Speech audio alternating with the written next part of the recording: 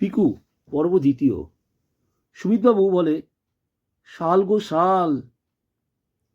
পিকু বলে, ওই শালটা আবার কি?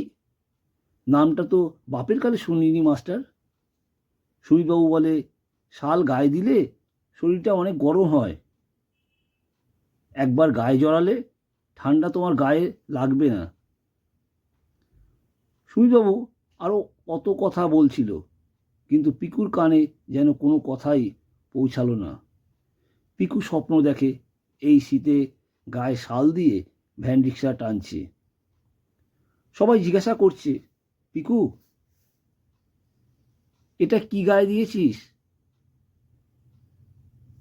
পিকু নামটা বলতে পারল না। বলে, এটা গায়ে দিলে খুব গরম হয়। সবাই পিকুকে বলে, এর নাম না বলতে পারলে গায়ে দিলি কেন? পিকু জোরে বলে ওঠে, নামটা আমার মনে নেই। সুমিতবাবু বলে, কিসের নাম মনে নেই পিকু কর্তা?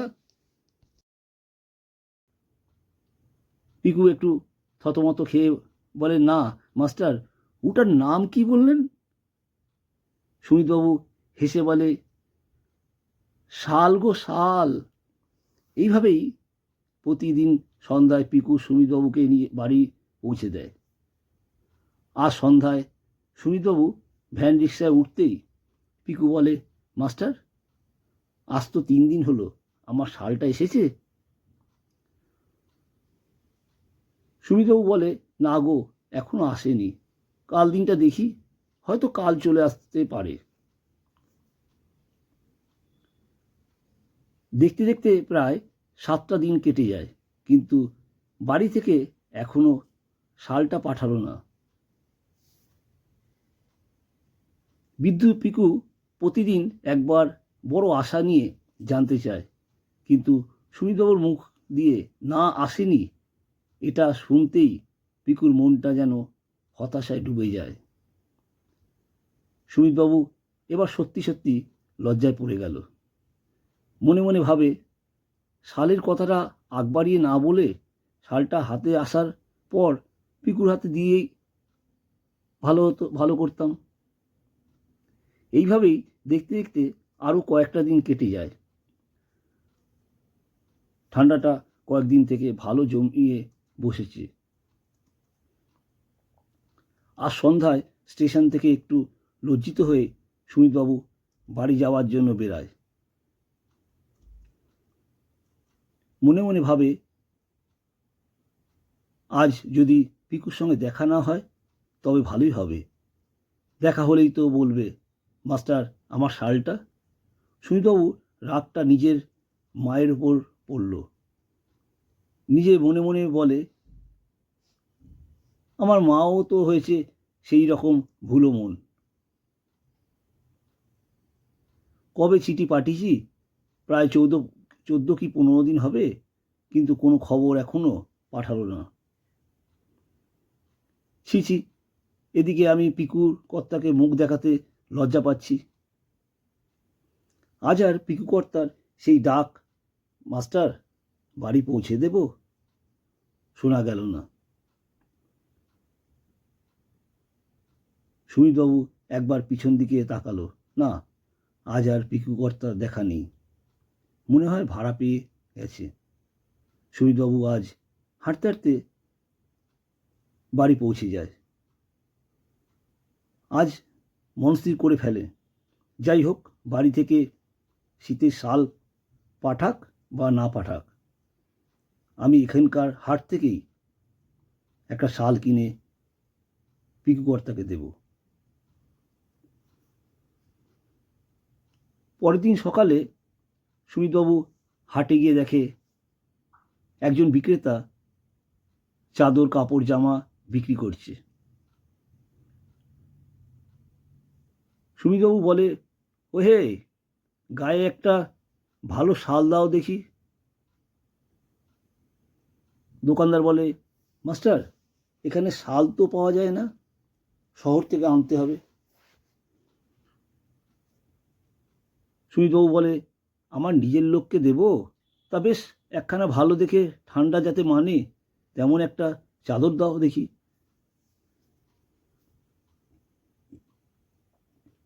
চাদরটা দেখতে বেশ ভালো।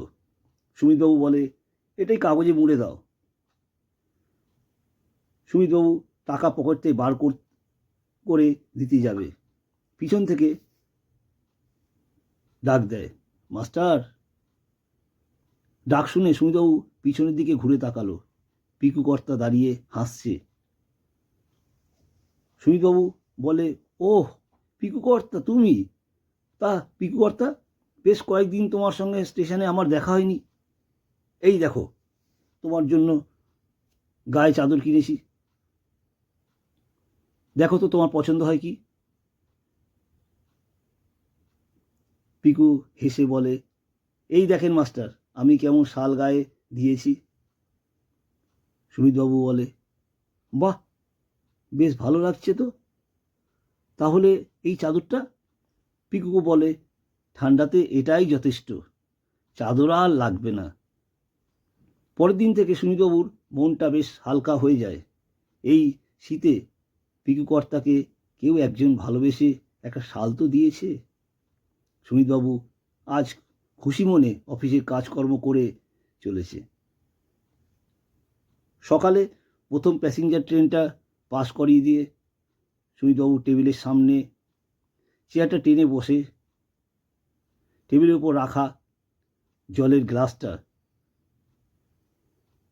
ঢাকনা খুলে কিছুটা জল খেয়ে নেয়। চোখে পড়ে টেবিলের উপর রাখা ভাউচার স্লিপগুলো তো শেষ হয়ে গেছে। একটা নতুন ভাউচার স্লিপ বার করতে হবে। সুমিতবাবু ডাক দেয় ধীমাকে, ও ধীমা।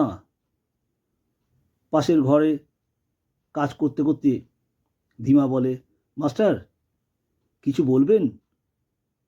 সুমিতবাবু বলে, নতুন ভাউচার স্লিপগুলো কোথায়? ধীমা বলে, মাস্টার আপনার সামনে টেবিলের ড্রয়ারে রাখা আছে।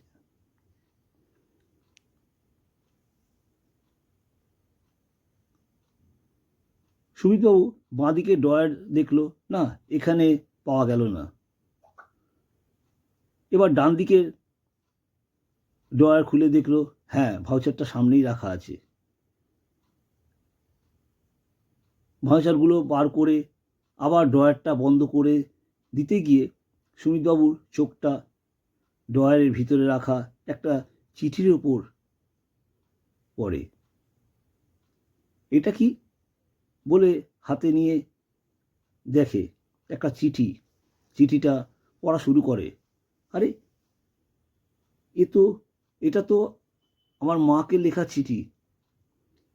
চোখটা চিঠির নিচে লেখা কথাগুলোর উপর পড়ে, বিদ্রোহ, একটা শাল পিকু কর্তাকে দেব, মা তুমি শালটা তাড়াতাড়ি পাঠিয়ে দাও।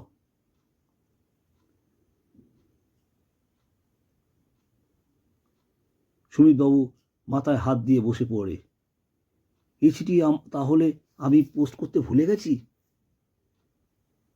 কিন্তু আমার তো এত ভুল হয় না। চোখের কোণে জল ছলছল করে উঠল। রাগে দুঃখে সুমিতবাবু বুঝতে পারছিল না কি করবেন। ধীমা দেখতে আসে মাস্টার ভাউচার স্লিপ খুঁজে পেল কি না। সুমিতবাবুকে দেখে ধীমা ভয় পেয়ে যায়, বলে, মাস্টার শরীর খারাপ লাগছে? সুমিতবাবু মারাত্মক ভুলের কথা ধীমাকে বলে। কিছুক্ষণ পর বলে, আজকে হাটে পিকুর সঙ্গে সাক্ষাতের কথা। সুমিতবাবু আরও বলে, আজই রাতে বাড়ি যাওয়ার সময় পিকু কর্তারকে সব ঘটনা বলে ক্ষমা চেয়ে নেব।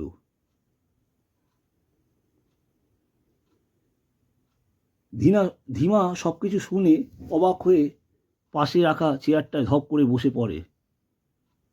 তারপর বলে, মাস্টার পিকুর সঙ্গে আপনার আজকে দেখা হয়েছিল? পিকু তখন শাল গায়ে দিয়ে আপনার সঙ্গে কথা বলছিল? সুমিতবাবু ক্ষীণ কণ্ঠে উত্তর দিল, হ্যাঁ। ধীমা কথাটা কান্নার স্বরে বলে, মাস্টার, পিকু তো দুদিন আগে শীতের ঠান্ডায় কষ্টে মারা গেছে। সুমিতবাবু আঁতকে ওঠে, মুখে বলে, বলিস কি?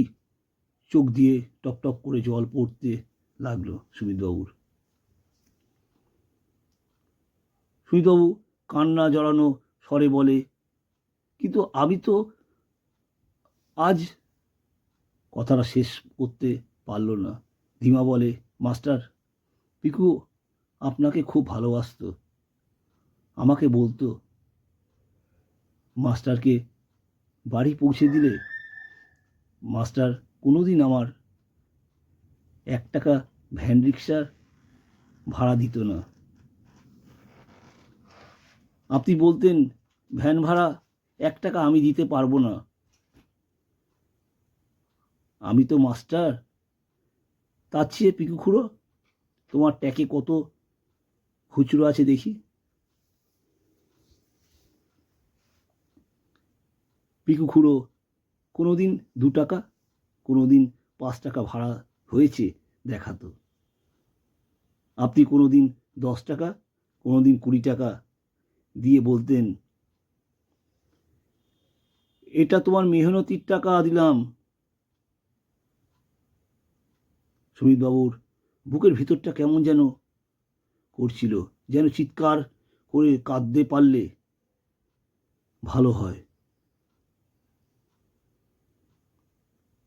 সুমিতবাবু মনে মনে বলে, আমাকে ক্ষমা করে দিও পিকু খুড়ো। ধীমা অনর্গল কী সব বলে চলেছে, সুমিতবাবুর কানে কোনো কথাই যেন আর পৌঁছালো না। আমি বাবলু, গল্পের ডায়েরি থেকে নতুন গল্প আপনাদের শোনাবো। গল্প ভালো লাগলে চ্যানেলটিকে সাবস্ক্রাইব করে পাশে থাকা বেল আইকনটিকে ক্লিক করে আমার পাশে থাকবেন। আপনাদের একটা লাইক, কমেন্ট, শেয়ার আমার নতুন গল্প লিখতে অনুপ্রাণিত করবে। ধন্যবাদ।